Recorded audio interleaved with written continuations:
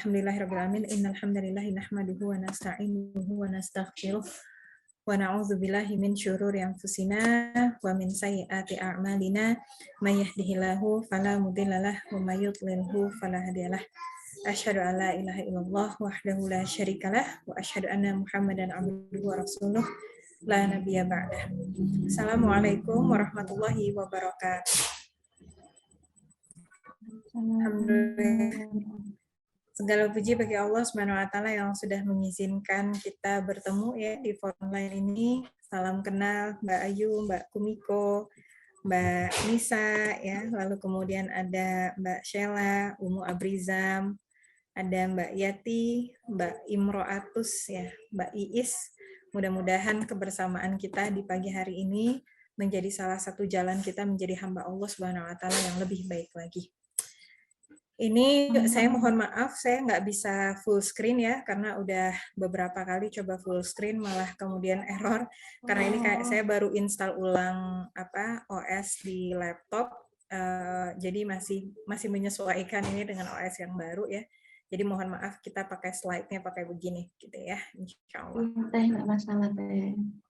Oke, alhamdulillah pagi hari ini saya diberikan amanah untuk sharing-sharing berkenaan tentang bagaimana kita memilih jalan karya ibu rumah tangga atau bekerja ya, insya Allah sampai kurang lebih 50 menit ke depan ya, sampai jam 11 ya, kita akan sharing-sharing tentang ini. Iya, Jadi yang pertama ya, harus kita pahami dulu bersama-sama bahwa ketika kita hidup di dunia, kita ada satu amanah yang memang nggak bisa kita nomor duakan atau nomor sekiankan, dan itu akan menjadi fondasi utama kita ya dalam melakukan apa. Bagaimana kita memahami konsep dalam kehidupan kita bahwa kita ini hidup untuk apa sih? Bahwa kita hidup ternyata adalah hanya untuk mengabdi kepada Allah. Saya yakin mungkin ya 99% yakin bahwa teman-teman yang hadir di sini sudah pernah mendengar ayat ini minimal pada saat kita dulu masih SD. Allah Subhanahu wa taala menyampaikan kepada kita wa ma khalaqtul jinna wal insa illalliya'budun. Aku tidak menciptakan jin dan manusia melainkan agar mereka mengabdi kepadaku. Kalau terjemahan lepasnya adalah beribadah ya. Tapi kalau kita kaji tafsir yang maksudnya beribadah di sini maksudnya liya'budun itu bukan hanya ibadah yang seperti sholat, gitu, tilawah Al-Quran, zikir, dan seterusnya, tapi betul-betul mengabdikan hidup kita hanya untuk Allah Subhanahu wa Ta'ala.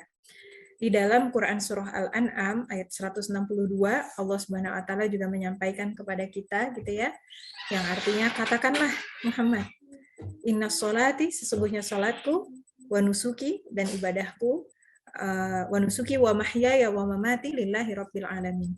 Sesungguhnya salatku, ibadahku, hidupku dan matiku hanyalah untuk Allah Rabb semesta alam.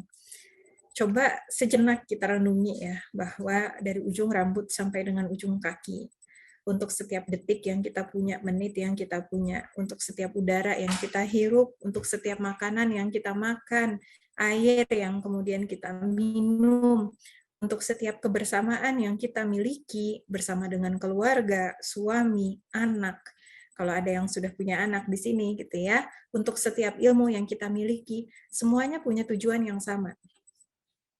Bagaimana agar kita kemudian bisa mengabdikan diri kita kepada Allah Subhanahu wa Ta'ala. Artinya, makanya suka disampaikan ya, innal a'malu binniyat itu ya, bahwa sesungguhnya setiap amal itu bergantung kepada niatnya. Apa-apa yang kita lakukan itu mestilah haruslah bernilai amal soleh, gitu. Bernilai ibadah, bernilai kebaikan, bernilai pahala di sisi Allah Subhanahu wa Ta'ala. Karena nantinya sama Allah Subhanahu wa Ta'ala kita akan dimintai pertanggungjawaban terhadap apa-apa yang kita miliki. Begitu juga pada saat kita mau memilih ini. Kita sedang berbicara tentang memilih jalan karya, ibu rumah tangga atau bekerja. Bentar ya, sebentar.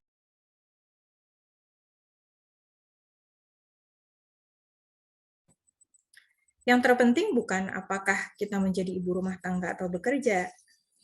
Karena mau pilihan manapun yang kita ambil, keduanya itu hanyalah jalan, hanyalah sarana kita untuk kemudian mendapatkan surga. keduanya hanyalah sarana bagaimana kita mengabdikan diri kita kepada Allah Subhanahu wa taala. Karena implikasi dari dua ayat ini salah satunya adalah bagaimana 24 jam kehidupan kita, 7 hari sepekan kita itu adalah untuk pengabdian. Pengabdian kepada Allah. Maka kalau kita memilih menjadi ibu rumah tangga, kita memilih menjadi ibu rumah tangga karena Allah.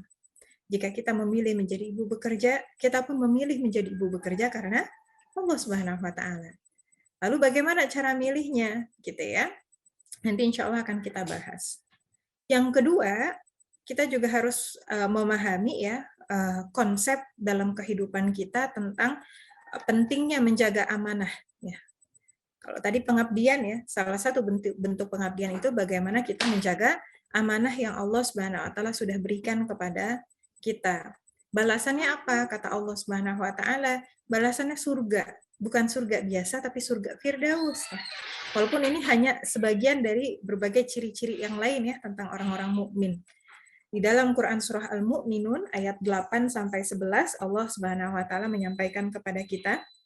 Dan sebentar ya saya kabarin suami dulu.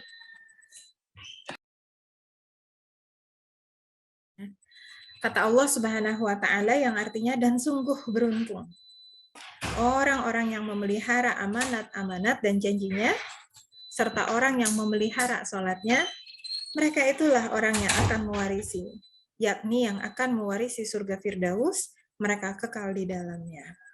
Apa pentingnya kita membahas ini? Agar apapun keputusan yang kita ambil, apakah kita mau menjadi ibu rumah tangga atau ibu yang bekerja di luar rumah, tujuannya itu satu, ya, bahwa kita ingin masuk ke dalam surga. Dan pilihan yang kita ambil adalah sebagai wujud kita ingin menjaga amanah-amanah yang Allah sudah karuniakan kepada kita. Dan ini menjadi salah satu motivasi terbesar. Kenapa? Kalau motivasi kita cuma dunia itu sebentar banget. Kita kalau misalnya jalan-jalan, oke, happy. Begitu pulang ke rumah, mungkin happy-nya akan hilang. Kita pergi nonton, atau orang ada yang nonton di rumah buat proses healing katanya, gitu ya. Itu juga nggak bisa selama-lamanya. Dan di dunia kemudian adalah tempatnya ujian. Sementara di surga adalah tempatnya kenikmatan. Kenikmatan yang kekal, kenikmatan yang tiada akhir, kemudian perasaan tenang, kemudian perasaan ridho, itu semua yang Allah Subhanahu wa taala janjikan. Apa-apa yang kita inginkan pun semuanya ada di surga.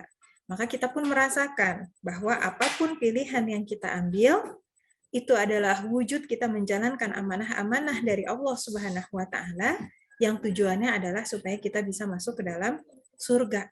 Sehingga kalaulah nanti ada pengorbanan, ada perjuangan-perjuangan yang harus dilakukan. Harus bersabar, harus berlelah-lelah dan seterusnya.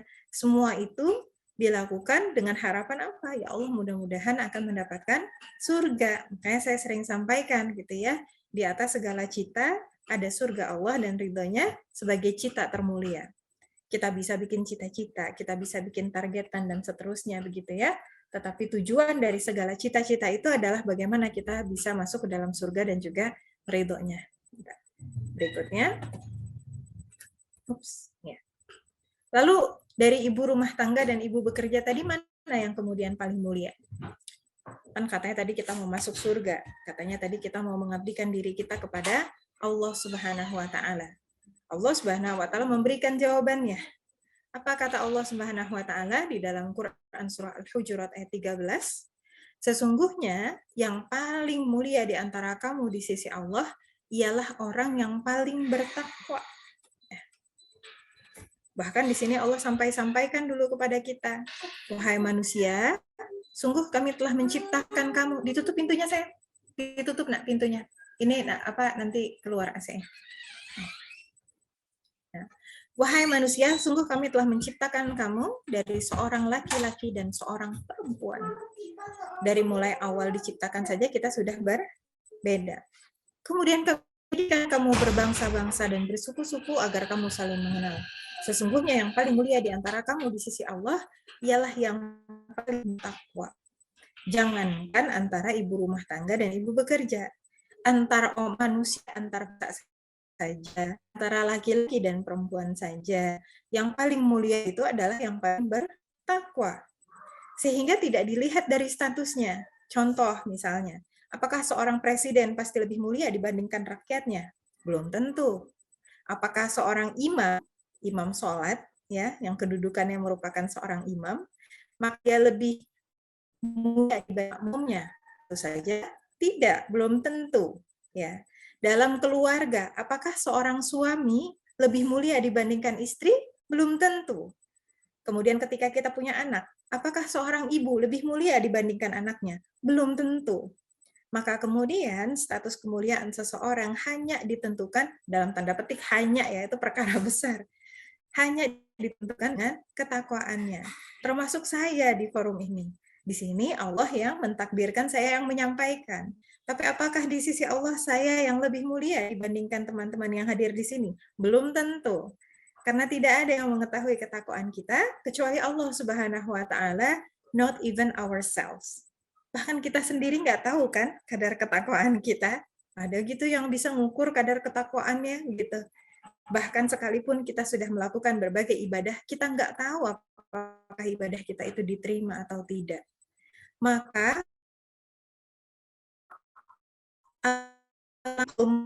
dan yang berani menjustifikasi apakah ibu rumah lebih mulia dibandingkan ibu bekerja, atau ibu bekerja lebih mulia dari enggak. Kan terlalu general, terlalu umum. Ya, kita nggak bisa kemudian menyederhanakan, oke, ibu rumah tangga pas lebih mulia dibandingkan ibu bekerja. Apa kabarnya dengan ibu-ibu yang dengan berbagai kebutuhannya, mungkin ya ada yang single mother, kemudian dia harus bekerja, ada yang kemudian juga punya suami, tapi dengan keilmuannya dan karyanya memang bekerja di luar rumah.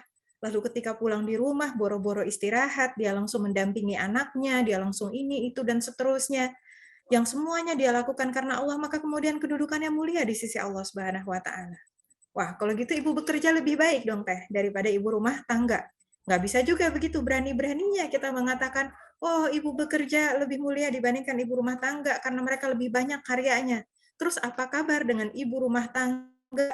Samping dia menjadi istri dan ibu, dia mengelola komunitas mungkin, atau ada yang dia mengelola TPA masjid, ada yang mungkin dia mengelola gotong royong warga, atau ada yang mengelola kehidupan mertuanya misalnya, ya yang mungkin nggak dilihat oleh masyarakat. Sehari-hari dia ngurusin mertuanya yang sudah tua renta. Apa kabar dengan itu? Maka kemudian kita nggak bisa menjustifikasi gitu ya. Sama halnya kita tidak bisa menjustifikasi bahwa dokter pasti lebih baik dari pasiennya, dosen lebih baik dari muridnya, dan seterusnya. Maka kemudian lagi-lagi tidak ada yang mengetahui siapa yang lebih baik. Maka kemudian PR bagi kita adalah bagaimana mengevaluasi pilihan-pilihan kita. Gimana nih caranya supaya kita menjadi hamba-hamba Allah yang bertakwa. Untuk itu, kita memahami dulu peran seorang muslimah itu apa sih? Supaya kita jadi orang bertakwa, supaya kita bisa menjalankan amanah-amanah kita di dunia. Bismillahirrahmanirrahim. Ini adalah penyederhanaan. Karena peranan kita sebetulnya banyak. Tapi ini adalah penyederhanaan bagaimana ternyata peranan seorang muslimah by default itu banyak. Yang pertama, tadi ya yang disampaikan di awal, sebagai hamba Allah, Abdullah, maka kemudian kita menundukkan diri kita, mengabdikan keseluruhan hidup kita semata-mata untuk Allah Subhanahu wa taala. Yang kedua, sebagai khalifatullah. Khalifatullah berarti pemimpin, penjaga, dan pengganti atas Allah terhadap apa-apa yang Allah amanahkan kita untuk pimpin. Sudah ada berkenaan di atas Allah. Allah ini luas, isinya banyak. Ada manusianya, ada hewan, tumbuh-tumbuhannya, ada langitnya, ya, yang semuanya kemudian manahkan untuk manusia, untuk dijaga. Kita sebagai manusia punya tanggung jawab untuk mengambil slice of responsibility. Kan kalau kita ngurusin semuanya kita akan mampu ya. Ada satu orang yang bisa ngurusin segala rupa tadi dari mulai manusia sampai lingkungan sampai hewan dan seterusnya. Maka kemudian kita bagi-bagi tugas. Bagi-bagi tugas dan potensi dan kemampuan kita. Apakah kita mau ngejaga manusianya? Kalau menjaga manusia di bidang apa? Di bidang ekonomi, politik kah, kesehatan kah, obat-obatan kah, sosial kah, di bidang dakwah kah, di bidang apa lagi segala rupa, ya. Jadi ibarat kata kue, ya, kita nggak makan semuanya, tapi kita bagi-bagi. We just take a slice of cake. Take your slice of cake. Ambil a slice of responsibility. Cari yang kemudian sesuai dengan potensi kita. Berkenaan dengan khalifatullah ini, ya, sebagai penjaga di atas muka bumi Allah, maka kemudian peranan-peranan sebagai khalifatullah itu ada banyak. Nggak semuanya ada di ranah formal, ada juga di ranah non-formal. Maka kemudian seorang perempuan akan dihadapkan dengan berbagai pilihan yang sesuai dengan potensinya. Ada potensinya yang kemudian memang mengharuskan dia untuk pergi keluar rumah. Ya, contoh paling sederhana dan paling simpel misalnya kayak dokter kandungan. Dokter kandungan itu sangat dibutuhkan, tapi sedikit dokter kandungan yang perempuan. Ya, maka kebutuhannya semakin tinggi. Kalau jadi dokter kandungan kira-kira harus keluar rumah nggak? Ya iyalah, nanti kalau pasiennya lagi mau ngelahirin gimana gitu ya. Kecuali kalau buka klinik sendiri begitu ya. Nah, nanti kalau misalnya ada yang emergency kan nggak bisa kita ngitung, oh jam kerja saya jam 8 sampai jam 5 ya, kalau lahirannya jam 12 malam saya nggak mau tahu, kan nggak bisa begitu. Ya, maka kemudian ada pilihan-pilihan seperti itu. Tapi ada juga ranah-ranah non-formal. Sekarang sudah banyak komunitas-komunitas kebaikan, ada komunitas online, komunitas offline. Itu ranah kebaikan nggak? Iya, bagian dari menjaga manusianya. Ada yang ngurusin masjid, ada yang ngurusin TPA. Butuh nggak orang-orang yang ngurusin itu semua? Butuh. Bahkan kemudian sesederhana tadi ya, sesederhana dan sekompleks ngurusin orang tua atau mertua yang sudah renta. Ya, yang mungkin saudara-saudara yang lain nggak bisa ngurusin, lalu kemudian kita urusin. Maka itu pun menjadi bagian kita yang menjalankan peranan kita sebagai khalifatullah. Lalu kemudian yang ketiga sebagai pengganti tadi khalifatullah.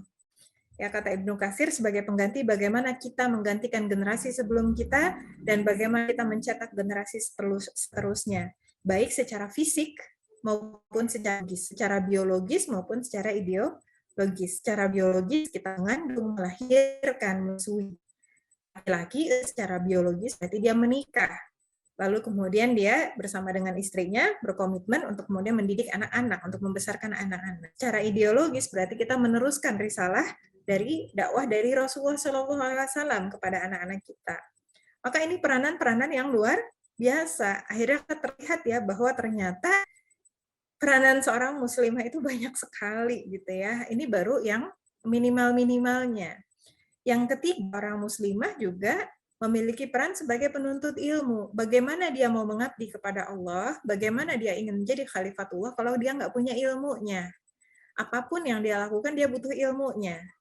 Ilmu yang mendasar, yang wajib kita pelajari, tentunya ilmu-ilmu berkenaan tentang bagaimana menjadi individu muslim yang baik. Ilmu akidah, akhlak, tafsir, Quran, tentang hukum halal haram yang basic gitu ya, sirah dan seterusnya. Tapi ilmu-ilmu yang berkenaan tentang bidang karyanya kita. Tadi ya, kan kita mengambil sedikitlah a slice of responsibility untuk menjaga bumi Allah Subhanahu wa taala ini, maka kita mengilmui bidang tersebut. Sekarang juga ya, ibu-ibu milenial yang kemudian aktif dalam gerakan lingkungan misalnya, yang zero waste lah, yang kemudian recycle lah, yang kemudian cinta hewan lah dan sebagainya begitu ya. Maka kemudian untuk bisa menjalankan itu semua kita membutuhkan ilmu yang mumpuni gitu. Tanpa ilmu yang mumpuni bagaimana caranya kita untuk menjalankan segala hal tadi gitu ya. Yang dengan ilmu tersebut maka tugas kita adalah memperbanyak amal soleh. Keempat hal ini adalah tugas yang kemudian memang sama Allah SWT dijadikan sama. It goes for both men and women. Tinggal kemudian ada peranan antara anak laki-laki dan anak perempuan nantinya, ada sedikit perbedaan tanggung jawab. Kemudian dalam keluarga pun ada perbedaan peran antara istri dan suami. Lalu begitu pun ketika punya anak, ada perbedaan peran antara ayah dan bunda. Lalu bagaimana cara kita mengindikasikan kita sudah bisa menunaikan tugas kita atau belum sebagai seorang istri dan ibu yang merupakan tadi ya tema kita.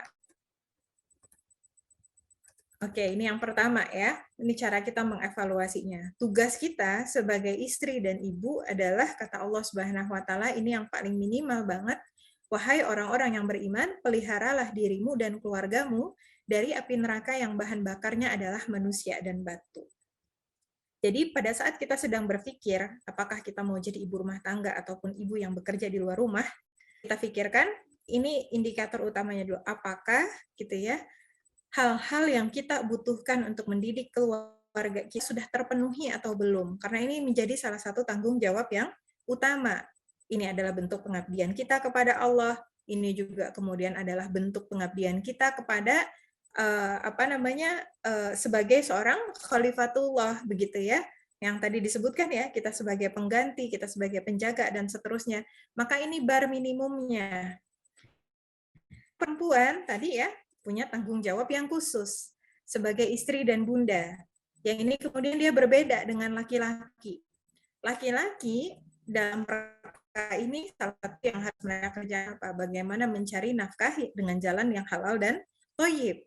Kalau perempuan punya tugas khusus untuk mengandung, melahirkan, dan menyusui. Maka salah satu bahan evaluasi kita sejauh mana kita kemudian sudah menjalankan peranan-peranan tadi, tugas-tugas tadi dengan baik.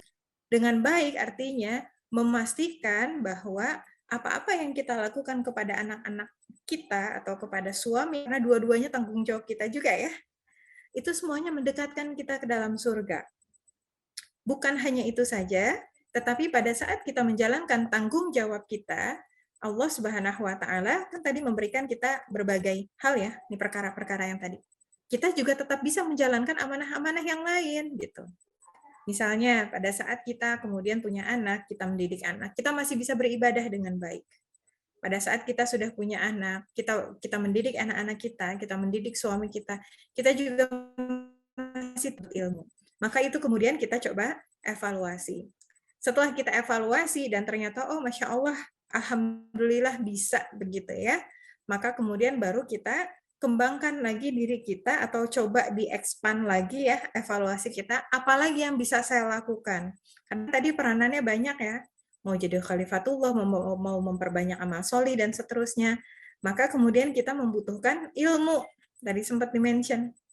Ilmu yang berkenaan bukan hanya tadi ya, bukan hanya tentang bagaimana akidah, akhlak dan seterusnya, itu mah udah jelas wajib, tapi kemudian ilmu lain yang bisa kita kontribusikan untuk masyarakat sekeliling kita. Berarti ini perlu bagi kita mengenal diri kita, mengenal masa lalu kita, mengenal potensi kita, mengenal kesukaan kita gitu ya. Tanpa ilmu, maka orang bisa kehilangan passion. Kan suka ya ada orang, aduh gue nggak tahu nih passion gue apa gitu. Jangan-jangan bukan dia nggak tahu passion apa, tapi karena memang kurang belajar.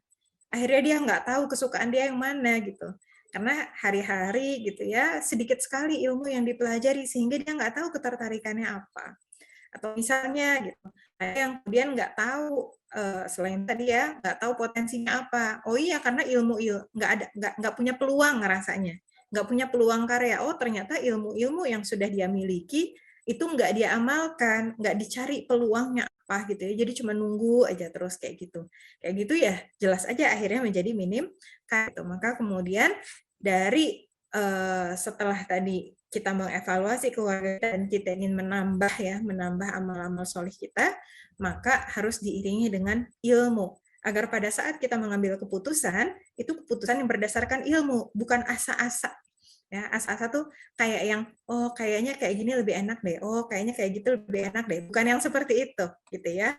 Tetapi berdasarkan dari ilmu kemudian kita kumpulin, baru insya Allah nanti akan kerasa kok ya mana pilihan-pilihan yang akan lebih dekat dengan keridhaan Allah Subhanahu wa taala. Dengan adanya berbagai pilihan itu, disinilah Allah Subhanahu wa taala mengajarkan kepada kita, ini ada di Quran surah Ali Imran ayat 159, bagaimana pentingnya musyawarah ya. Ini adalah ayat berkenaan tentang dakwahnya Rasulullah SAW kepada orang-orang di zaman itu ya, orang-orang Quraisy gitu ya. Tetapi ayat ini juga berkenaan tentang konsep-konsep dakwah, konsep-konsep pendidikan, karena pendidikan itu bagian dari dakwah, termasuk juga pendidikan ke keluarga. Ketika kita mau mengambil keputusan apakah menjadi ibu rumah tangga atau ibu bekerja, musyawarahkan. Tadi setelah kita sudah mengilmui, ini kan kita ilmui dulu nih ya, dengan ilmunya, oke, saya punya ilmu ini, saya punya potensi ini, peluangnya ada A, B, C. Kemudian sudah kita susun semuanya, misalnya kita presentasikan ke hadapan suami kita, begitu ya, sampaikan bahwa kita mau mengambil jalan karya ini, atau ini, atau ini. Kira-kira gimana? Jadi dimusyawarahkan. Karena setelah kita berkeluarga, kita udah nggak lagi sendirian, tapi kita bekerja bersama-sama dalam satu tim.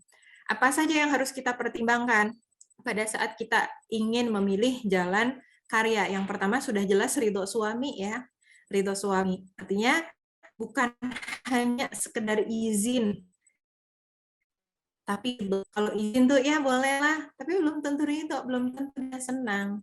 Maka kita harus pastikan dulu apakah suami kita tuh senang nggak sama jalan amal karya yang kita lakukan, gitu ya. Lalu kemudian yang kedua, apa-apa yang kita lakukan tadi tidak melalaikan kita dari tanggung jawab utama kita sebagai istri dan ibu. Kita pastikan dulu kalau ada yang memilih jalan karyanya merupakan pekerjaan formal yang kemudian meninggalkan rumah ya beberapa jam dan seterusnya, atau sekalipun WFH harus away dari anak-anak dulu beberapa jam, dia pun harus memastikan bagaimana agar ada support system yang bisa menggantikan perannya pada saat dia kemudian sedang keluar rumah atau dia sedang bekerja.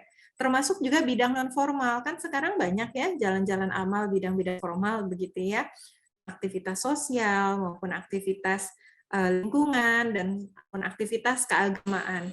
Kita harus bisa memastikan hal-hal tersebut tidak melalaikan tanggung jawab kita kepada anak kita, atau tanggung jawab kita kepada suami kita, apalagi tanggung jawab kita kepada Allah Subhanahu wa taala. Jadi itu seimbang ya. Jadi yang kedua tadi harus diperhatikan, tidak boleh melalaikan kita dari amanah yang utama. Lalu kemudian 3, jalan karya apapun yang diambil itu haruslah sesuatu yang syar'i, ada manfaatnya dan tidak melanggar aturan Allah Subhanahu wa taala. Jadi kalau misalnya ada yang bekerja tapi bekerjanya pun di tempat riba, walaupun kemudian hasilnya disedekahkan untuk keluarganya, ya sebetulnya bukan rezeki yang halal akhirnya. Karena apa? Karena itu diambil dari riba, sesuatu yang Allah haramkan. Atau pekerjaan yang kemudian ketika dia bekerja ternyata dia nggak boleh menutup aurat secara sempurna gitu ya, menutup auratnya itu hanya bisa parsial dan seterusnya, maka itu pun tidak boleh. Atau dia bekerja di tempat yang menjual barang-barang haram atau barang-barang yang syubhat, itu pun tidak boleh. Atau contoh yang lain, dia bekerja, pekerjaannya mengharuskan dia bercampur baur laki-laki bahkan sampai keluar kota tanpa kemudian ada pendampingan dan seterusnya begitu ya, tanpa ada perempuan yang lain dan sebagainya, tanpa didampingi suami, maka itu pun tidak boleh gitu ya. Makanya kita harus berjaga-jaga betul memilih pekerjaan yang tidak melanggar syariat Allah Subhanahu wa taala. Kemudian yang terakhir, yang keempat, ketika kita memilih pekerjaan, pastikan niatannya itu betul-betul karena Allah Subhanahu wa taala. Niatnya itu ya, bukan juga karena kemudian males maksudnya males nggak mau ngedidik anak gitu ya dan seterusnya gitu ya. Niatkan betul-betul karena Allah Subhanahu wa taala. Nah, setelah sudah mempertimbangkan segala hal tadi, mempertimbangkan support system dan seterusnya, barulah mengambil pilihan. Ada kecenderungan, lalu kemudian kita istikharahkan. Istikharahkan ke Allah, bermusyawarah dengan mereka dalam urusan itu, kemudian tidak azam tawakal Allah. Jika telah membulatkan tekad, maka bertawakallah kepada Allah. Bagian dari tawakal menyerahkan urusan kepada Allah, maka adabnya kita istikharah. Ya, mengambil keputusan apakah kita akan berdalam rumah atau di luar rumah itu adalah keputusan yang besar. Maka sebaiknya kuatkan istikharah dan iringi dengan amal solih. Kenapa harus diiringi dengan amal solih? Karena kalau nggak diiringi amal solih, nanti takutnya hatinya kotor, hatinya keras. Implikasinya dia nggak bisa ngebaca apa nih petunjuk dari Allah Subhanahu wa taala. Kan tadi ya disampaikan di awal bahwa there is no one best way for everyone. Nggak bisa kita menjadi bahwa ibu rumah tangga lebih baik dari ibu bekerja atau ibu bekerja lebih baik dari ibu rumah tangga. Dia akan selalu kasuistik. Satu keluarga berbeda dengan keluarga yang lain, satu perempuan berbeda dengan perempuan yang lain. maka yang mengetahui jawaban paling benarnya adalah Allah Subhanahu wa taala. Bahkan kalaupun kedua hal tersebut adalah kedua hal yang baik. Dengan dia menjadi ibu rumah tangga dia baik, menjadi ibu bekerja pun dia baik, tapi pilihan mana sih yang terbaik dari yang baik-baik? Kadang-kadang perbedaan antara pilihan yang terbaik dengan pilihan baik itu ya cuman kayak lembar kertas tipis sekali. Nggak bisa kita pakai skema, oke kita bikin plus minusnya apa kalau keputusan ini, kalau keputusan itu plus minusnya apa. Ternyata kita bikin diagramnya, kita bikin comparisonnya, kok dua-duanya kayaknya bagus-bagus aja ya gitu ya, support sistemnya ada, segala rupanya juga ada, keuntungan masing-masingnya juga ada, terus pilihan mana yang harus kita ambil? Kalau kita ingin pilihan terbaik, istikharah kepada Allah, lalu diiringi dengan amal solih. Kalau nggak diiringi dengan amal solih, tadi apa? Dengan sempitnya hati, dengan kotor dan kerasnya hati. Allah kasih petunjuk sama kita, kita nggak bisa baca. Padahal Allah adalah Al-Hadi. Al-Hadi berarti means He constantly gives guidance. Allah akan selalu memberi kepada kita. Kalau kita dari Allah, Allah kasih petunjuk, kita nggak bisa baca. Kalau hati kita, Allah kasih kita petunjuk, nggak bisa masuk. Kita kotor dan keras, Allah kasih petunjuk, kita nggak kerasa. Maka kemudian kita perbanyak amal soleh. Ketika kita memperbanyak amal dan mendekatkan diri kepada Allah, mudah-mudahan karuniakan ya petunjuk terbaik kepada kita. Faidah azamta fatawakal Allah. Dekat tawakal. Istikharah ya untuk menguatkan tawakal kita serahkan kepada Allah. Begitu Allah kasih jawaban yang mantep nih, bismillah. Saya mau jadi rumah tangga, saya berkarya dari rumah. Setelah saya mau bekerja, saya berkarya dengan segala persiapan. Itu saya memutuskan kita tawakal dengan berbagai konsekuensinya.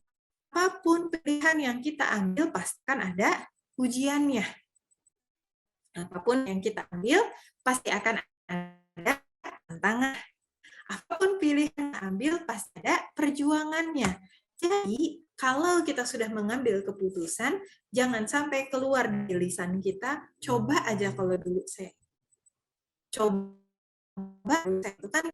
kan kita sudah ilmu, kan kita sudah istikharah, kan kita sudah ini, itu, dan seterusnya. Terima konsekuensinya. Bukan berarti tidak mengevaluasi, evaluasi tetap kita lakukan. Ya, misalnya setelah sudah 1 tahun menjadi ibu rumah tangga dievaluasi.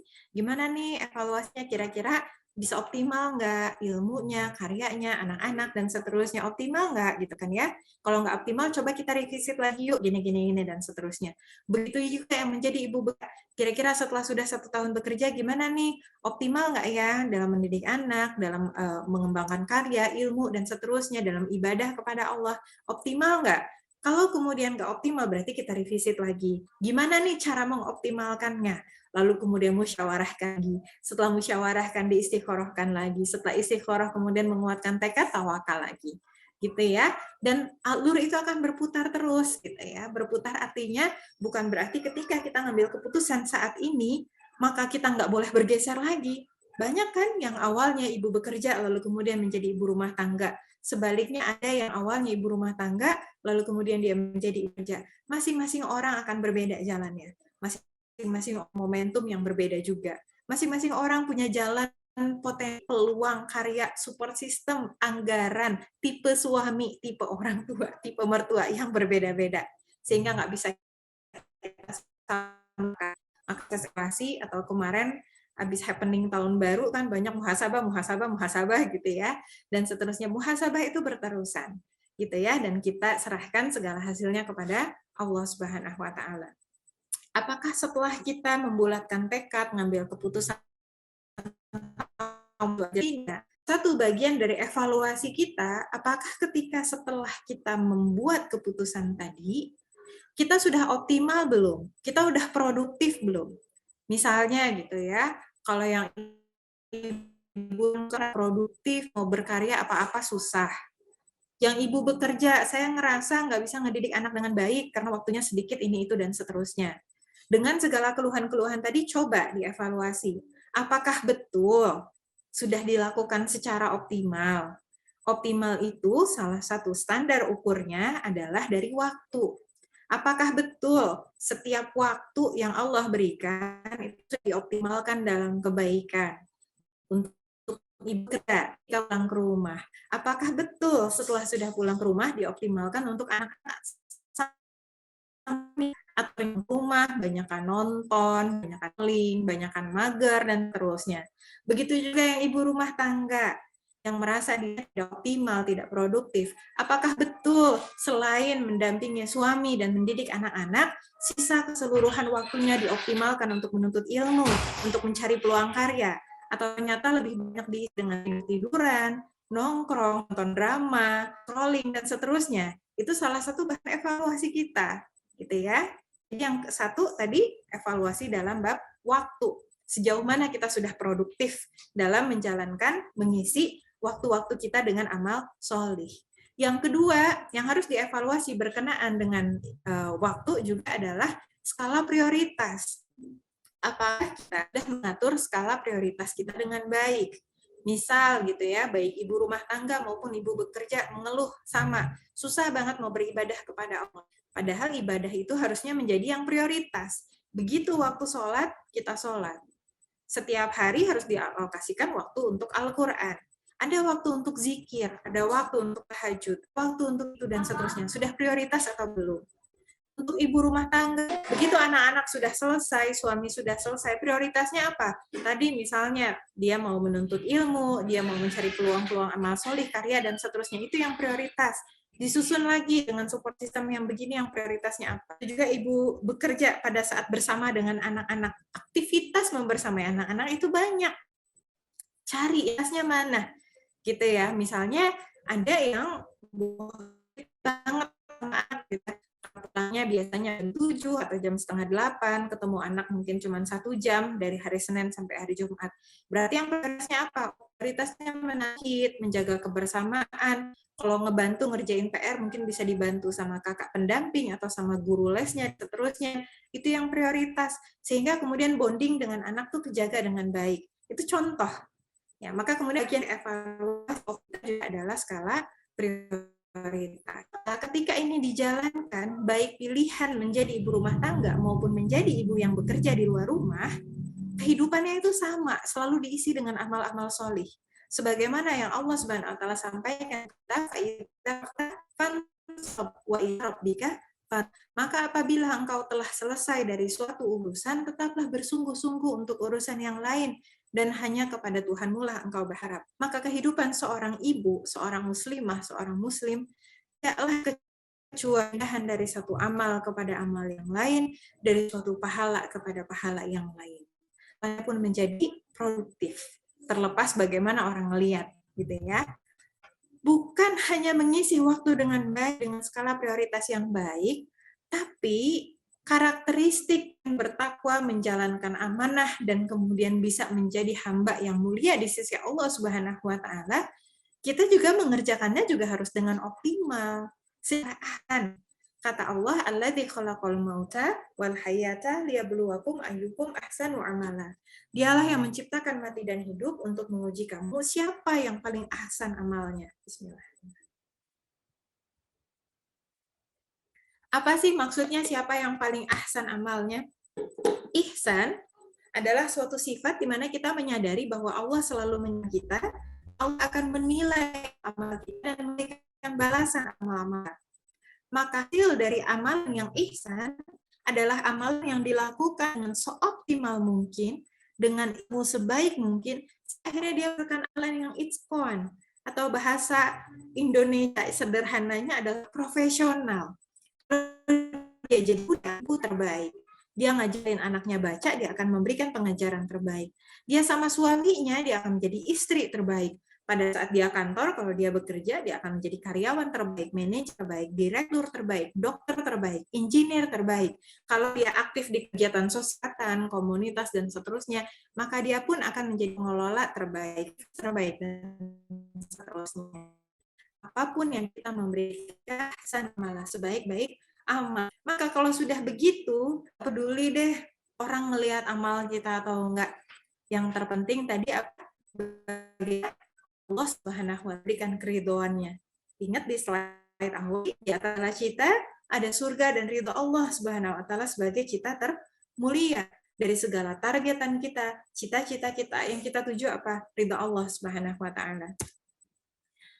Tentunya mau bisa memberikan yang itu kita membutuhkan kesungguhan. Gak akan mungkin ada hasil yang baik tanpa kesungguhan. Gak akan mungkin, bahkan kalaulah kita dalam tanda petik hanya mendidik anak-anak kita saja, kita nggak sibuk ngurusin yang lain. Butuh kesungguhan nggak ngedidik anak? Butuh. Apapun yang kita lakukan, peranan apapun yang kita pilih, kita akan kesungguhan. Dan Allah memang janji sama kita. Kata Allah yang artinya, dan orang-orang yang bersungguh-sungguh mencari keridhaan kami akan tunjukkan kepada mereka jalan-jalan kami, dan sungguh Allah beserta orang-orang yang buat baik. Ya. Kalau kita bersungguh-sungguh, Allah jamin kok Allah akan kasih jalannya sama kita. Maka jangan-jangan kalau selama ini kita belum bisa balancing semuanya, baik ibu bekerja maupun ibu rumah tangga, bukan karena kita nggak bisa, tapi karena memang kesungguhan belum menjadi kualitas kita. Maka kalau mungkin ada ibu rumah tangga yang ngerasa belum produktif, nggak bisa berkarya, atau ibu bekerja yang tinggal anak, jangan-jangan bukan berarti nggak ada solusinya, tapi karena kemalesan, kemageran, kelalaian masih menjadi kualitas kita. Maka kemudian kita evaluasi sejauh mana kita udah bersungguh-sungguh untuk bisa menjadi muslimah yang terbaik di sisi Allah Subhanahu wa taala. Tentunya untuk menjalankan kesungguhan kita membutuhkan kesabaran. Kalau nggak sabar, nggak akan bisa tuh bersungguh-sungguh. Baru juga ada tantangan sedikit, ada kegagalan sedikit, ada ujian sedikit, udah saya nggak bisa. Baru juga kemudian ketika bekerja, baru juga 3 bulan, terus udah bilang, aduh aku nggak kuat. Yang jadi ibu rumah tangga, baru juga 3 bulan, aduh aku bosan. Ya. Apapun yang kita lakukan, kita membutuhkan kesabaran. Karena yang namanya ujian, itu ada keniscayaan. Percayalah, pilihan apapun yang diambil, ibu rumah tangga maupun ibu bekerja, ujian itu akan selalu ada. Jangankan itu semua, mau kita menjadi seorang anak, belum menikah, apakah kita kemudian menjadi istri setelah menikah, apakah kemudian kita menjadi seorang bunda, semuanya punya ujiannya. Yang single punya ujiannya sendiri, yang belum punya anak punya ujiannya sendiri, yang sudah punya anak punya ujiannya sendiri. Termasuk juga apakah kita bekerja di rumah maupun di luar rumah punya ujiannya sendiri. Tapi alhamdulillah kabar gembiranya adalah kata Allah wa basyiris shabirin. Sampaikanlah kabar gembira kepada orang-orang yang sabar. Salah satu kabar gembira yang Allah sampaikan kepada kita Quran surah Zumar ayat 10, yakni kata Allah yang artinya hanya orang-orang yang bersabarlah yang disempurnakan pahalanya tanpa batas. Jadi kalau betul kita tadi ingin menjadi seorang muslimah, menjadi ibu rumah tangga atau ibu bekerja karena Allah, kenapa kita nggak mau bersabar? Sementara dengan bersabar maka Allah berikan kita pahala yang tidak ada batasnya. Begitu juga Allah Subhanahu wa taala janjikan surga-surga Aden. Surga yang letaknya tinggi sekali, yang itu dijaga oleh para malaikat. Yang malaikat itu ketika para penghuninya mau masuk dia akan mengucapkan salam. Salamnya adalah salamun alaikum bima sabartum. And for you because of your sabar. Selamat ya atas segala kesabaran kamu. Kita nggak dikasih ucapan selamat, selamat karena tilawahmu, selamat karena puasamu, selamat karena sudah mendidik anak-anakmu, selamat karena karya-karyamu. Enggak, selamat atas kesabaranmu. Kenapa? Salah satu hikmahnya adalah setiap amal solih yang kita lakukan membutuhkan kesabaran. Baik itu amalan di dalam hati kita, mengelola marah, mengelola perasaan, untuk bisa senantiasa bersyukur, untuk senantiasa bisa bersungguh-sungguh, untuk kemudian bisa menahan perihnya berbagai ujian, dan seterusnya, butuh kesabaran. Begitu juga ketika kita lelah secara fisik, harus bekerja dari pagi sampai sore, begitu pulang ke rumah ngurusin anak-anak, yang di rumah menjadi ibu rumah tangga harus ngurusin rumah, kemudian mendidik anak, kemudian masih juga mengelola berbagai amal-amal solih yang lainnya. Butuh kesabaran. Apapun yang kemudian kita lakukan butuh kesabaran. Tapi janjinya Allah Subhanahu wa taala akan mengaruniakan surga yang kekal selama-lamanya. Apakah kurang? Makanya kemudian di dalam Quran surah Ar-Rahman Allah sampaikan kepada kita, fabi ayyi ala'i rabbikuma tukadziban, maka nikmat mana lagikah yang kamu dustakan? Apapun pilihan yang kita ambil dengan segala kelelahan, lelah fisik maupun perasaan, itu semuanya nggak ada apa-apanya dibandingkan surga yang Allah Subhanahu wa taala janjikan. Yang terakhir, ini 2 terakhir, masih ada yang satu lagi adalah menjaga takwa dan tawakal kepada Allah Subhanahu wa taala. Tawakal tadi sempat dibahas sebelumnya, tapi yang kemudian penting sekali kita juga jaga adalah bab takwa. Kenapa? Kita nggak bisa menjamin 1 tahun lagi kita akan diuji dengan apa, 5 tahun lagi, 10 tahun lagi, 15 tahun lagi. Kita nggak tahu ujiannya apa. Begitu juga terhadap anak-anak kita, suami kita, dan diri kita sendiri. Kita nggak tahu ujian apa yang Allah SWT akan hantarkan kepada kita. Masalah apa yang akan Allah ujikan atas kita. Tetapi yang Allah janjikan adalah barang siapa bertakwa kepada Allah, niscaya dia akan membukakan jalan keluar baginya. Itu janjinya Allah Subhanahu wa taala. Maka tidak ada masalah buntu yang tidak ada jalan keluarnya. Tidak ada ujian yang berterusan tanpa kemudian diselesaikannya. Semuanya akan Allah Subhanahu wa taala keluarkan, berikan jalan keluar, dan semuanya akan Allah Subhanahu wa taala berikan solusi. Hanya saja kita harus jemput solusi itu. Jemputnya dengan apa? Allah kasih kuncinya, yaitu menjaga takwa. Maka sesibuk apapun kita, apapun peranan yang kita pilih, apakah menjadi ibu rumah tangga ataupun ibu bekerja, jaga takwa. Jagalah Allah, niscaya Allah akan menjaga kita. Allah juga jamin, dialah yang akan memberi kita rezeki dari arah yang tidak disangka-sangka. Dan barang siapa bertawakal kepada Allah, niscaya Allah lah yang akan mencukupkan segala keperluannya. Maka bahan evaluasi kita juga, apapun peranan yang kita jalani tadi, begitu ya. Jangan-jangan, kalaulah ada masalah yang berputar-putar di situ saja, bukan karena kita kurang cerdas untuk menyelesaikannya, tapi jangan-jangan karena kita jauh dari takwa. Jangan-jangan selama ini kalau kita masih ruwet-ruwet dalam ujian yang itu-itu saja, bukan karena kemudian dia nggak ada solusinya, tapi jangan-jangan karena kita tawakalnya salah.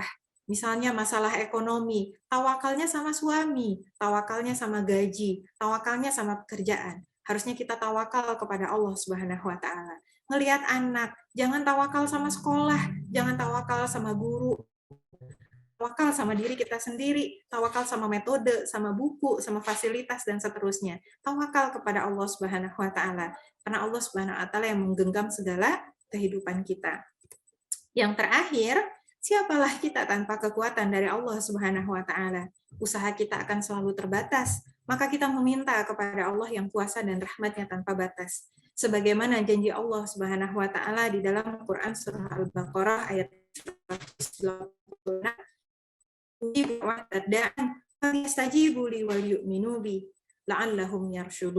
kata Allah akan permohonan orang-orang yang berdoa apabila dia berdoa kepadaku, hendaklah mereka itu memenuhi perintahku dan beriman kepadaku agar mereka memperoleh kebenaran. Ini adalah janji Allah Subhanahu wa taala. Siapa lagi yang lebih benar janjinya dibandingkan janji Allah Subhanahu wa taala? Allah tidak akan mungkin ingkar, Allah juga tidak akan mungkin zalim terhadap hamba-Nya. Jangankan doa-doa kita yang kita ucapkan, bahkan doa yang ada di dalam hati pun Allah Subhanahu wa taala mengetahui. Maka boleh jadi kadang-kadang sejauh mana kita ingin menjadi muslimah yang luar biasa, sejauh mana kita ingin menjadi ibu yang banyak karya di sisi Allah Subhanahu wa taala, akan terrepresentasi dari doa-doa kita. Sejauh mana kita kemudian berdoa kepada Allah Subhanahu wa taala, memanfaatkan setiap momentum-momentum waktu-waktu yang diijabah untuk berdoa, betul-betul untuk berdoa. Sejauh mana kita betul-betul ikhlas dalam doa-doa kita, maka itu semuanya akan menjadi salah satu bahan evaluasi kita. Kalau benar kita yakin Allah lah yang berkuasa atas segalanya, maka kita akan meminta kepada Allah. Karena usaha kita memang nggak ada apa-apanya dibandingkan dengan kekuasaan Allah SWT. Tubuh kita terbatas, waktu kita terbatas, ilmu kita terbatas, bahkan kemudian secara kapasitas hati kita sangat-sangat terbatas. Tapi ketika Allah merahmati kita, memberkahi kehidupan kita, Allah mengingatkan kita menjalankan apapun peranan yang akhirnya kita pilih, Allah untuk jalankan atas kita. Allahu a'lam bishawab. Mungkin itu ya sharing-sharing di pagi hari ini. Alhamdulillah sesuai dengan waktu yang diminta oleh panitia ya, sampai pukul 11 kelebihan 1 menit. Mudah-mudahan dari apa yang disampaikan tadi ada yang bermanfaat. Untuk salah dan kurangnya saya mohon maaf banyak-banyak. Wassalamualaikum warahmatullahi wabarakatuh. Waalaikumsalam warahmatullahi wabarakatuh. Masya Allah. Terima kasih Teh Kari.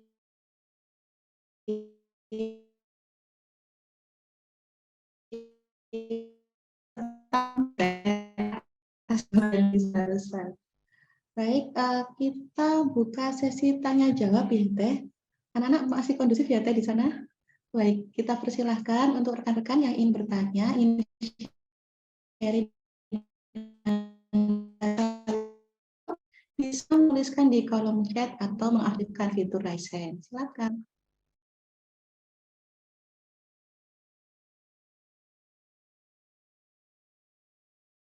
Nah, ini ada pertanyaan yang sudah masuk dari Mbak Ica. Masya Allah, ilmu yang luar biasa. Izin bertanya, Mbak, bagaimana dengan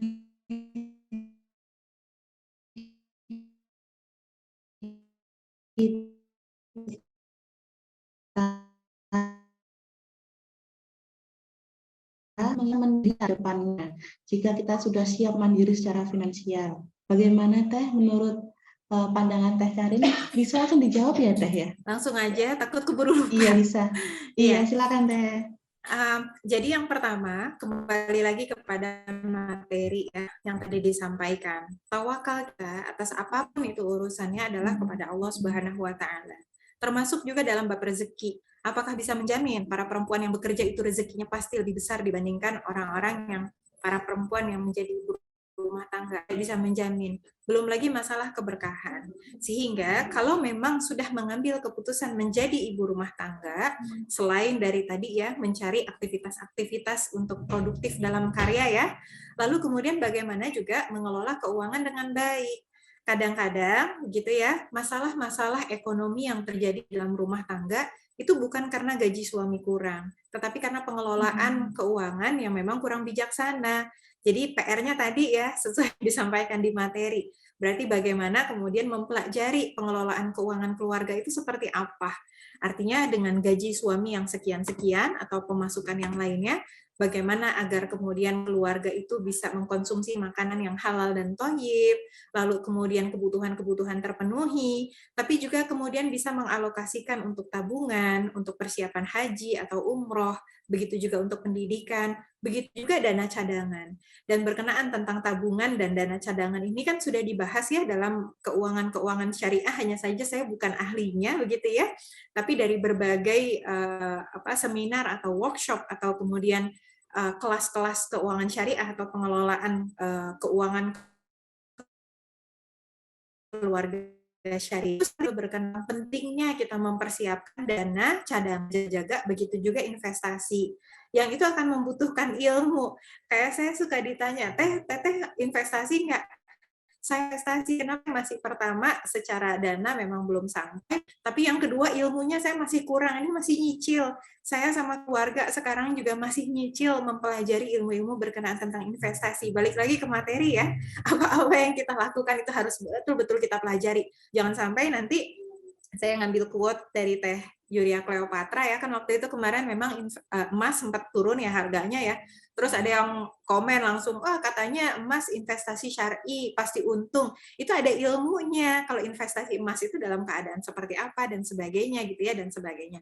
Artinya apapun pilihan yang kita ambil harus ada ilmunya. Kalau belum sampai kepada investasi, minimal ada tabungan, ada dana cadangan dan seterusnya. Dan kita harus yakin keberkahan dari rezeki itu bukan dari apa yang tampak, tapi dari apa yang dirasakan. Saya mau sharing sedikit tentang pengalaman bagaimana ibu mertua saya mendidik suami saya yang sekarang. Jadi keluarga suami saya memang dari keluarga yang ekonominya sangat terbatas. Ketika dulu suami saya masih kecil gitu ya, pada saat masih SD begitu ya, ibu mertua saya itu bekerja sebagai ART, lalu kemudian ayah mertua saya bekerja sebagai ibu bangunan. Jadi bisa dibayangkan penghasilan itu sangat-sangat terbatas. Dan dari satu keluarga besar, suami saya itu satu-satunya yang lulusan S1 dan juga lulusan S2. Itu satu keluarga besar gitu. Nah, saya sempat nanya gitu ya, bagaimana sih caranya ngedidik anak dengan situasi yang sangat-sangat terbatas? Terus ibu mertua saya dengan sangat-sangat polos begitu ya, beliau mengatakan, nggak tahu Karin, mamah mah katanya. Dulu juga waktu masih SD sarapan mah biasa pakai bala-bala. Bala-bala teh bakwan, kalau di Jakarta ya di Bandung nyebutnya bala-bala. Itu yang gorengan pakai sayur mayur dan seterusnya. Bala-bala pakai nasi aja udah. Kadang-kadang cuma tahu tempe pakai nasi, bekalnya paling Indomie pakai nasi. Bahkan suami itu pernah ngalamin kalau waktu kecil dulu, kalau makan Indomie itu satu porsi dibagi 3. Ya, saking kemudian sangat-sangat susah payahnya. Terus ternyata gimana? Apakah kemudian gagal gitu ya? Masya Allah gitu ya, ternyata sekarang menjadi anak yang secara pendidikan kemudian mumpuni gitu ya, secara rata-rata, walaupun banyak kekurangan. Kemudian bagaimana saya melihat suami saya itu menjadi guru bagi saya yang kemudian mungkin dulunya lahir dari keluarga yang cukup berada ya, maksudnya dari kecil saya nggak ngalamin susah, yang namanya makanan itu gampang sekali, rumah luas, kendaraan bagus gitu ya, kemana-mana diantar pakai supir, pendidikan mudah gitu, tidak harus nyari beasiswa ke sana sini. Tapi ternyata sekarang Allah izinkan beliau menjadi guru saya, menjadi pimpinan saya, menjadi kawam saya. Tidak bisa kita ukur rezeki dengan hal seperti itu. Maka di samping dari segala pengelolaan keuangan tadi yang harus kita lakukan, yang kita minta juga adalah keberkahan dalam rezeki. Karena pertanyaannya berkenaan tentang rezeki kan ya. Insya Allah kalau rezekinya barokah, maka rezeki itu akan cukup untuk anak kita, akan cukup untuk kita, dan Allah Subhanahu wa Ta'ala yang Maha memberikan rezeki. Yang terakhir, hati-hati betul dengan bab tawakal. Kalau kita tawakal sama gaji suami terbatas. Tapi kalau kita tawakal kepada Allah Subhanahu wa Ta'ala, rezeki di sisi Allah Subhanahu wa Ta'ala tanpa batas. Dan Allah Subhanahu wa Ta'ala tidak akan salah memberikan rezeki. Jangan sampai gara-gara kita salah tawakal, rezeki telah dibatasi. Ya. Jadi rezeki itu ternyata bisa dibatasi. Ya, jadi jangan sampai karena kita salah tawakal, rezeki kita dibatasi. Jangan sampai dosa-dosa karena kemaksiatan, karena kemudian ketidaksyukuran, kufur nikmat. Kufur nikmat juga salah satu asbab atau penyebab terbatasnya rezeki. Ya, itu terkait bab rezeki. Tapi bukan berarti kita tidak boleh bekerja. Balik lagi ke materi. Kita bekerja semata-mata karena Allah Subhanahu wa Ta'ala. Kalaulah bidang pekerjaan kita memang bidang formal yang kemudian ada rezeki di sana, mudah-mudahan menjadi rezeki yang barokah, bonusnya yang kemudian bisa kita sedekahkan, itu pun akan menjadi amal soleh di sisi Allah Subhanahu wa Ta'ala. Allah alam bisawab, itu mungkin Mbak Nisa, kira-kira terjawab. Masya Allah, jazakallahu khairan penjelasannya. Berikutnya pertanyaan dari Mbak Imratus. Oh ya, semoga Mbak Ica tercerahkan ya Mbak atas penjelasan dari Teh Karin. Pertanyaan kedua dari Mbak Imratus. Izin bertanya Teh. Saya sebagai ibu pekerja merasa keteteran dalam membagi waktu. Pulang kerja rasanya sudah kelelahan ya, sudah capek, sehingga anak-anak kurang terurus. Saya sadar dan saya merasa bersalah. Apa yang harus saya lakukan Teh? Silakan Teh bisa dijawab. Iya, ini sebetulnya karakteristik keteteran dan karakteristik anak-anak kurang keurus ini degree-nya luas sekali ya. Spektrumnya itu luas. Maksudnya yang dimaksud dengan kurang terurus seperti apa? Sehingga balik lagi yang ke materi ya, yang pertama adalah harus dimusyawarahkan dulu sama suami, karena saya nggak tahu situasinya seperti apa. Dalam musyawarah itu ada beberapa hal yang harus dievaluasi. Pertama, kondisi anak-anak itu nggak keurusnya itu sejauh mana? Ya, yang kemudian mungkin tidak bisa kita bahas di sini secara frontal karena mungkin saya nggak tahu dalam-dalamnya seperti apa. Tapi suami dan istri yang punya anak-anak tadilah yang tahu. Coba dicek gitu ya, nggak keurusnya ini sejauh mana. Kedua, apakah masalah yang muncul itu bisa diselesaikan atau tidak dengan support system yang ada. Artinya kalau misalnya anak-anak selama ini dititipkan sama kakak pendamping, kan sekarang ada istilah kakak pendamping ya, bukan hanya guru les saja gitu ya, ataukah misalnya sama caretaker atau daycare-nya, atau kemudian ada juga yang menitipkan anak-anaknya kepada orang tua, mertua, atau kemudian sama ART-nya, berarti dievaluasi apa support system yang ada itu bisa membantu menyelesaikan solusinya atau tidak gitu. Lalu kemudian kalau ternyata ini kondisinya memang sudah parah, nggak keurus dan sebagainya, berarti apakah dari suami dan istri bisa memberikan perjuangan yang lebih pada saat pulang kantor? Kira-kira bisa nggak? Ada nggak yang bisa dilakukan supaya kemudian bisa mendampingi anak-anak? Skema pembagian kerja seperti apa atau pembagian tanggung jawab apa yang bisa dilakukan begitu ya? Intinya dicoba dulu, dicari solusinya. Kalau memang udah mentok, stuck, baru kemudian mengambil keputusan yang lain. Misalnya apakah sekarang saatnya untuk resign sementara, gitu ya. Kalau misalnya resign berarti konsekuensinya apa, dicari lagi solusinya dan sebagainya. Itu satu sisi gitu. Tetapi sisi yang lain, ketika kita memang banyak amal, ingin optimal dalam amal, tidak bisa dipungkiri, kita pun secara kesehatan dan secara stamina harus dikuatkan. Berarti ini juga menjadi titik evaluasi sejauh mana pola hidup kita sudah menjadi pola hidup yang sehat. Dari mulai tidur misalnya, tidur awal, bangun awal, dari olahraga, olahraga rutin sudah bisa dilakukan. Olahraga itu kan bisa sebentar ya, banyak beralasan misalnya kalau ibu rumah tangga banyak urusan rumah nggak sempat olahraga. Yang ibu bekerja pagi-pagi udah harus berangkat nggak sempat olahraga. Padahal olahraga sederhana 15 menit, 20 menit sehari. Pagi, sore, atau misalnya bisa malam-malam, kalau misalnya, dan seterusnya. Dan itu kan butuh latihan ya, kayak workout, yoga, atau kemudian senam, aerobik. Itu banyak sekali ada di YouTube yang bisa kita lakukan secara mandiri. Ikutan kelas yang seminggu sekali, ada aktivitas kita untuk menjaga kesehatan kita. Yang ketiga, terkait berkenaan tentang kesehatan dan stamina juga makanan. Apakah selama ini kita sudah memberlakukan pola makan yang sehat, baik secara waktu maupun kandungan gizi dan nutrisi, sudah dengan gizi seimbang atau belum? Itu kemudian menjadi bahan evaluasi kita juga gitu ya, karena kalau kita ingin beramal yang banyak, memang mau nggak mau fisik jasad kita yang menanggung amal itu juga harus lebih kuat begitu ya. Maka kemudian yang tadi itu perubahan-perubahan itu dilakukannya secara bersama-sama. Perbaikan kepada anak, perbaikan bersama suami, perbaikan support system, termasuk juga perbaikan kesehatan kita sendiri. Insya Allah ketika kita seimbang menjalankannya, maka perubahannya itu akan kerasa, walaupun mungkin berproses. Oh, saya udah coba aplikasiin baru seminggu, tapi nggak kerasa, saya tetap aja capek. Baru juga seminggu, gitu kan ya. Harus sabar. Mungkin butuh waktu sebulan, mungkin butuh waktu 3 bulan, mungkin butuh waktu 1 tahun untuk merasakan efek dari usaha-usaha yang sudah kita lakukan tadi. Tentunya jangan lupa kita berdoa kepada Allah Subhanahu Wa Taala. Allah alam bisawab. Mungkin itu ya. Jadi ada beberapa pilihan tadi ya. Apakah masih bisa diselesaikan? Apakah kemudian memang harus mengganti pilihan? Allah alam bisawab.